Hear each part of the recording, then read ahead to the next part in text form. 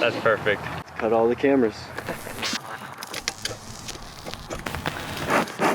My name is Dexter Adams, and I run Pleasant Valley Apiary with my wife, Kelly.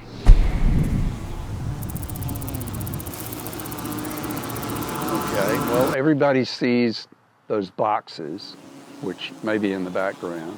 Within that is a colony of bees, and it's the only place that pure communism really works.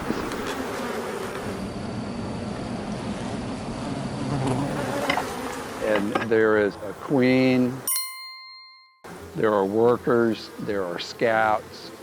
You know, they're all about a food supply. So the honey, these species of bees have been kind of artificially selected by man over the years to produce a lot of honey, but actually all they're doing is putting up their winter store. And so we sort of trick them into continuing to produce.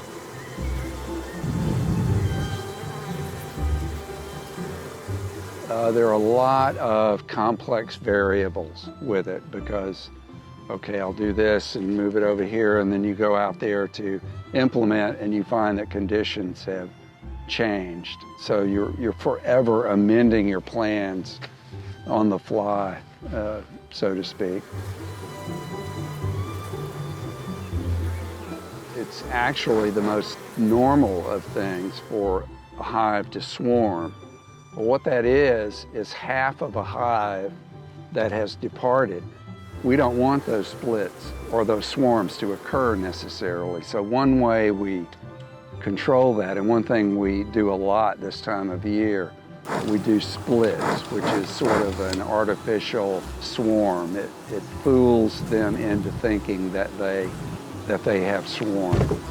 So what you're doing is pulling that queen and a bunch of bees out, establishing them over in another box, and you're leaving behind either queen cells or eggs that they can turn into a queen. And any egg can become a queen.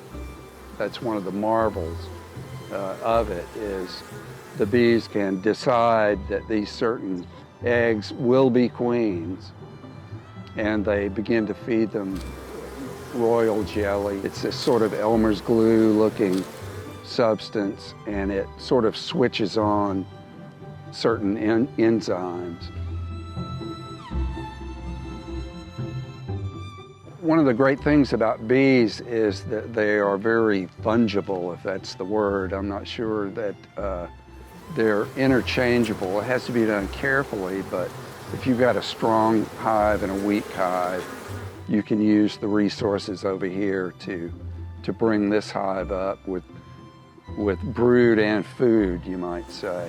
It's very interesting that way that they can be shared around. They're an interesting link to the environment in that once you start doing it, you start looking at the environment differently.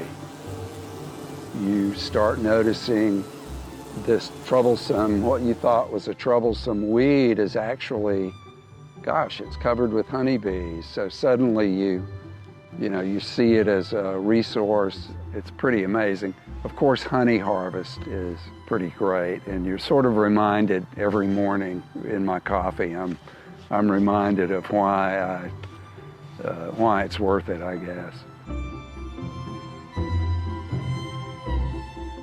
I must have expressed interest in it at some point, but bees were actually given to me as a surprise Father's Day gift. And I would not actually advise that to anyone.